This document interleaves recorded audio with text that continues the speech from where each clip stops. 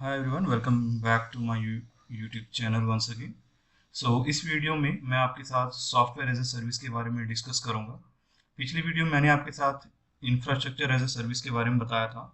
तो ये जो है सेकंड क्लाउड सर्विस होता है सॉफ्टवेयर एज ए सर्विस, जिसके बारे में मैं इस वीडियो में आपको बताने वाला हूँ। तो ये वीडियो पार्ट 3 है। पार्ट 2 में इंफ्रास्ट्रक्चर एज ए सर्विस के बारे में बताया गया था। तो सबसे पहले बात करते हैं SaaS या फिर सॉफ्टवेयर एज ए सर्विस होता क्या है। अगर आप यहाँ पे डेफिनेशन पढ़ो सबसे पहले, it is a cloud based model that allows user to subscribe and access application over internet instead of purchasing them.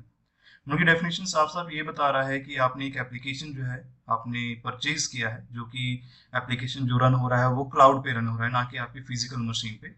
ये जो एप्लीकेशन आपकी उस वर्चुअल मशीन पे रन हो रहा है जो कि आपने as a infrastructure service purchase किया है। और वो जो वर्चुअल मशीन है वो एक डेटा सेंटर पे स्टेब्लिश्ड है। और जो मैंने आपको इंफ्रास्ट्रक्चर एज ए सर्विस में बताया था, तो basically software as a service completely internet based application होता है जो कि यूजर यूज करता है। When a user subscribe to SaaS solution, the vendor grants them access to application through a web browser। मतलब ये हुआ कि सपोज करो आप आईटी डिपार्टमेंट में हो, आप सर्विस नाउ यूज कर रहे हो, सेल्स फोर्स यूज कर रहे हो, ऑफिस 365 यूज कर रहे हो। तो इन सब का कुछ पर्टिकुलर सब्सक्रिप्शन चार्ज होता है, जो कि आपको जो एप्लीकेशन ओनर है, जैसे कि माइक्रोसॉफ्ट हो गया, सेल्स फोर्स हो गया और ओरेकल हो गया, जो ओरेकल वर्चुअल डेटाबेस होता है वो हो गया। तो वो आपको एक्सेस देगा, वो आप जब उसे आप पे करोगे तो वो आपको एक्सेस देगा उस एप्लीकेशन का, तो आप उसे उस क्लाउड वर्चुअल मशीन पे रन कर पाओगे जब वो एक्सेस मिल जाता है। तो इसके बाद देखते हैं कि software as a service example होता क्या है, मतलब क्योंकि ये ज़्यादा समझना जरूरी है कि बेसिकली अगर आप एग्जाम्पल देखोगे तो आपको ज़्यादा समझ आ जाएगा। जीमेल हो गया, स्लैक हो गया, office 365, Dropbox, Google Workspace, Salesforce, Wix, ये सारे एप्लीकेशन है। अगर आप यहाँ पे फोटो में देख पा रहे हो तो वर्क स्पेस, जैसे गूगल का अपना वर्क स्पेस हो गया, आप गूगल के वर्क स्पेस को अगर आप ऑनलाइन एक्सेस करते हो तो वहाँ पर आपको वर्ड मिल जाता है, आपको स्लाइड मिल जाता है, आपको वहाँ पर एक्सेल भी मिल जाता है आपको ऑनलाइन। सेल्स फोर्स यानी आपका वही सर्विस नाउ हो गया एक तरह से काइंड ऑफ।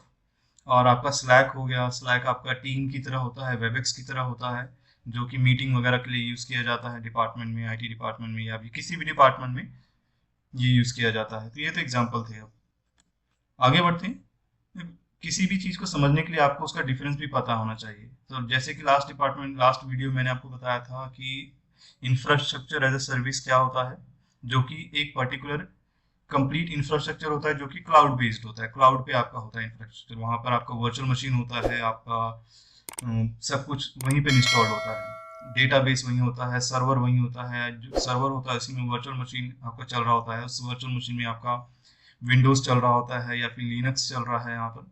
तो सॉफ्टवेयर एज सर्विस क्या हो गया कि बेसिकली मैंने आपको बताया कि वो जो वर्चुअल मशीन है, उस वर्चुअल मशीन में कोई एप्लीकेशन जो आप एक्सेस कर रहे हो आप, वो हो गया सॉफ्टवेयर एज अ सर्विस। बीच में एक प्लेटफॉर्म एज अ सर्विस भी आता है, जो कि सॉफ्टवेयर एज अ सर्विस और इंफ्रास्ट्रक्चर एज अ सर्विस का इंटरमीडिएट होता है। इंफ्रास्ट्रक्चर एज अ सर्विस के बीच में एक प्लेटफॉर्म आता है, जिस प्लेटफॉर्म पे आप उस सॉफ्टवेयर को यूज करते हो। और वो जो प्लेटफॉर्म होता है, माइक्रोसॉफ्ट एज्योर हो सकता है, Amazon web browser, Amazon web services हो सकता है, गूगल सर्विस हो सकता है, ड्रॉप बॉक्स हो सकता है। ये सब जो है प्लेटफॉर्म एज अ सर्विस के अंदर आते हैं। तो प्लेटफॉर्म एज अ सर्विस के बारे में मैं नेक्स्ट वीडियो बनाऊंगा, तो आप इस चैनल को जरूर सब्सक्राइब कर लें ताकि आप प्लेटफॉर्म एज अ सर्विस का वीडियो चेक कर पाएं। तो ये तो था एक बेसिक डिफरेंस। अगर आप डेफिनेशन पढ़ना चाहते हैं तो यहाँ पे पढ़ सकते हो आप। यहाँ पे SaaS delivered a ready to use software application over internet, and IaaS gives you a virtual hardware like server and storage over cloud, जो कि इंफ्रास्ट्रक्चर एज सर्विस में ही आता है और ये क्लाउड बेस्ड होता है। इसके बाद एडवांटेज जाना ज़्यादा जरूरी है कि आपको एडवांटेज ज़्यादा पूछे जाते हैं, आपसे पूछा जाएगा कि आप कोई भी दो एडवांटेज बता दो। तो सबसे पहले होता है कि लेस अपफ्रंट कॉस्ट। इसका मतलब ये हुआ कि सपोज करो आप एक एप्लीकेशन लेना चाह रहे हो, तो उसके लिए आपको जो है इनिशियल अमाउंट जो है बहुत कम देना पड़ता है। मतलब ये है कि आप जितना यूज करोगे, जितनी देर आप उसे यूज करना चाह रहे हो, आप सिर्फ उतना ही अमाउंट उसे पे करोगे। Pay as per your usage only, ये बेस्ड होता है इसका। तो अगर आप यहाँ पे पढ़ो, instead of paying the full purchase price upfront, the lessee pay periodic rental फी। मतलब ये है कि वो आपको मंथली बेसिस पे या वीकली बेसिस पे आपको पे करना होता है जितना आप यूज करते जाते हो आप। फिर नेक्स्ट आता है easy upgrade and maintenance. Easy upgrade and maintenance का मतलब ये हुआ, सपोज करो आप एक एप्लीकेशन रन कर रहे हो सर्विस नाउ, लेकिन वो उसकी रिक्वायरमेंट है कि इंफ्रास्ट्रक्चर में उसको रैम ज़्यादा चाहिए, ठीक है, या फिर आपको उसमें स्टोरेज ज़्यादा चाहिए, तो आप इसके लिए आप इसे इजीली अपग्रेड कर सकते हो आप। There is no software maintenance, यहाँ पे कोई भी आपको उसको मेंटेनेंस के लिए आपको जरूरत नहीं है, ये सारा आपको सर्विस प्रोवाइडर ही आपको देखेगा, वो क्लाउड सर्विस प्रोवाइडर ही आपकी मदद करेगा इसमें। होस्टेड होगा क्योंकि ये because cloud service is hosted for you, क्योंकि ये सॉफ्टवेयर जो है क्लाउड पे होस्ट होता है, तो you don't need to worry about downloading and storing file और रनिंग। ये सब कुछ आपका होस्ट अगर क्लाउड पे ही हो रहा है होस्ट, तो सब कुछ फाइल तो आप वहीं पर है, आपको अपनी फिजिकल मशीन पे डिपेंड होने की जरूरत नहीं है, तो वहीं जो मेंटेनेंस कर रहा है वो सर्विस प्रोवाइडर ही कर रहा है। तो ये तो हो गया इजी अपग्रेड्स इन मेंटेनेंस। इसके बाद आता है एक्सेसिबिलिटी। एक्सेसिबिलिटी का मतलब ये हुआ कि it can be accessible to any platform और anywhere on any device. It allow user to access application from anywhere at any time. BYOD एक बेस्ट एग्जांपल हो गया है। मतलब BYOD ये होता है कि आपका जो डिवाइस है वो कंपनी प्रोवाइडेड होता है और ये आपके कंपनी के नेटवर्क से कनेक्टेड रहता है हमेशा। सपोज करो आप अपने डेस्कटॉप पे सर्विस नाउ यूज कर रहे हो, तो आप उस सर्विस नाउ को आप अपने टैबलेट पे भी यूज कर सकते हो या फिर आप अपने फोन पे भी यूज कर सकते हो, लेकिन हाँ कनेक्टिविटी तो ऑब्वियस जरूरी है नहीं इंटरनेट की। तो ये तो हो गया एक्सेसिबिलिटी। इसके बाद आता है स्केलेबिलिटी। स्केलेबिलिटी के बारे में मैंने आपको बताया था इंफ्रास्ट्रक्चर एज ए सर्विस के बारे में भी। उसमें मैंने आपको बताया था कि दो टाइप की स्केलेबिलिटी होती है, एक तो वर्टिकल होता है, एक हॉरिजेंटल होता है। तो सेम यहाँ पर अप्लाइज हो रहा है। जैसे कि आपको मैंने अभी पिछली बार बताया कि अगर आपको एप्लीकेशन का साइज बढ़ाना है, आपके एप्लीकेशन का ट्रैफिक ज़्यादा हो रहा है, आप जैसे कि स्लाइड यूज़ कर रहे हो या फिर ऑफिस 365 यूज़ कर रहे हो, यूज़र ज़्यादा यूज़ कर रहे हैं उसे, तो आप ऑब्वियसली कि आपको उसे एक्सपेंड करना होगा, उसमें आपको मेमोरी बढ़ाना होगा, आपको स्टोरेज बढ़ाना होगा। तो बेसिकली स्केलेबिलिटी यहाँ पे प्लस पॉइंट ये इसलिए है। Price model typically depend on user account user count. User count का मतलब ये हुआ कि जितने यूजर बढ़ रहे हैं उसी के हिसाब से आपका प्राइस मॉडल भी बढ़ेगा। Which means organization can start small and expand their SaaS tool as they grow. Starting में आपने एक छोटा सा ऑर्गेनाइजेशन पे आपने एक छोटी सर्विस ली है, ठीक है, लेकिन जैसे जैसे आपका ऑर्गेनाइजेशन बढ़ रहा है, आपकी कंपनी बढ़ रही है, तो आप प्राइस पे करोगे उसके अकॉर्डिंग, तो ये इजीली एक्सपेंडेबल होगा, आपको इसमें ज़्यादा कुछ करने की जरूरत नहीं है क्योंकि ये सारा क्लाउड सर्विस देख रहा है।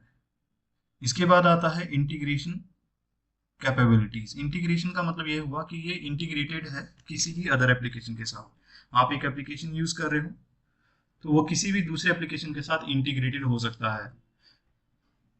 It helps your business to automate tasks and streamline workflow. For example, integrate your CRM with your account software or automated tasks such as generating invoice or sync customer data. तो यहाँ पे ये मतलब हुआ, suppose करो मैं अगर cloud की बात करूँ दूसरे एग्जांपल से, कि आपने ऑफिस 365 यूज़ किया है, ठीक है, तो आप वर्ड का फॉर्मेट जो है आप एक्सेल में भी उसे कुछ कुछ यूज़ कर सकते हो क्योंकि दोनों आपस में कनेक्टेड हैं। कुछ ऐसे फॉर्मूलाज आप एक्सेल पे लगा सकते हो कि वो वर्ड से डॉक्यूमेंट पिक करेगा और वहाँ पे वो इंटीग्रेट करेगा। सर्विस नाउ में कुछ ऐसे ऐसे फीचर्स होते हैं जिसमें आप दूसरे एप्लीकेशन की मदद से उसमें टिकट वगैरह एक्सेस कर सकते हो आप। तो ये फीचर हो गया। CRM जो हो गया चर्न रिटेंशन मैनेजमेंट होता है, इसके अलग अलग डेफिनेशन होते हैं। तो CRM जो है यहाँ पे बताया जा रहा है कि एक अकाउंटिंग सॉफ्टवेयर के साथ मिलकर जो है इनवॉइस जनरेट कर रहा है, कस्टमर का डेटा हो गया, ये सब बताया जा रहा है। तो ये इंटीग्रेशन कंपैटिबिलिटी भी होती है यहाँ पर। तो ये था एडवांटेज। अब किसी भी सॉफ्टवेयर किसी भी प्लेटफॉर्म का डिसएडवांटेज हमेशा रहता ही रहता है क्योंकि कोई भी जो है 100% सिक्योर नहीं होता है। तो यहाँ पे पहला डिसएडवांटेज ही है डेटा सिक्योरिटी कंसर्न। जब भी आपका कोई डेटा जो होता है, जब आप क्लाउड पे एक्सेस करते हो आप उसे, तो आप चाहे जितना भी आप उस पर रिलाई कर लो या फिर जितना भी आप समझ लो कि हाँ 100% सिक्योर है, लेकिन वो उतना होता नहीं है। आप अगर अपने फिजिकल मशीन पे आपने डेटा डाला है तो वो आपकी जिम्मेदारी, आपको पता है कि मैंने अपने डेटा को सिक्योर किया हुआ है।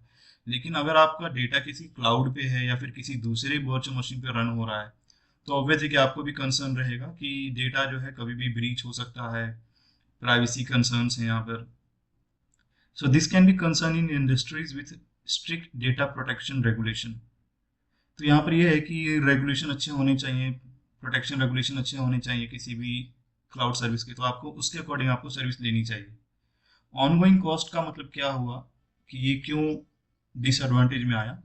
ऑल दो जैसे कि सैस जो है मतलब कॉस्ट इफेक्टिव तो है ही, क्योंकि आप जितना यूज कर रहे हो उतना ही आप पे कर रहे हो, लेकिन कभी कभी जो है इसके प्राइसेस बढ़ जाते हैं। सपोज करो आपने एक, मैं एक सिर्फ एग्जांपल बता रहा हूँ कि आपने एक एप्लीकेशन का रेंट दिया 10,000, ठीक है, लेकिन आपके यूजर काउंट बढ़ गए। तो ये नहीं है कि जब आप मतलब उसको डबल करोगे इस एप्लीकेशन के स्टोरेज को, तो जो 10,000 का जो कॉस्ट था तो डबल के हिसाब से 20,000 होना चाहिए, लेकिन अभी के हिसाब से वो 15,000 आपका हो गया, तो आपका ये टोटल 35,000 हो गया, जो कि 10 + 10 20 होना चाहिए था। तो इस तरह से ये है कि प्राइस इसके कभी भी बढ़ जाते हैं मतलब। तो ऑनगोइंग कॉस्ट भी एक कंसर्न होता है। Dependence on internet connectivity, internet connectivity को तो एक मेजर और माइनर कंसर्न भी है, क्योंकि अगर आपका इंटरनेट नहीं चल रहा है, बैंडविड्थ आपके पास ज़्यादा नहीं है, तो आप इस एप्लीकेशन को रन नहीं कर पाते। मैं भी जैसे सर्विस नाउ पे अभी काम करता हूँ, तो उसमें भी इंटरनेट की ज़रूरत ज़्यादा होती है, कम से कम 50 Mbps या 100 Mbps चाहिए आपको। तो SaaS application requires continuous internet connection with full functionality. You may experience performance issue due to internet outage और स्लो डाउन, मतलब स्लो नहीं होना चाहिए आपका इंटरनेट, इंटरमीडिएट नहीं होना चाहिए आपका कनेक्शन। तो ये था डिसएडवांटेज जो मैंने आपके साथ शेयर किया है।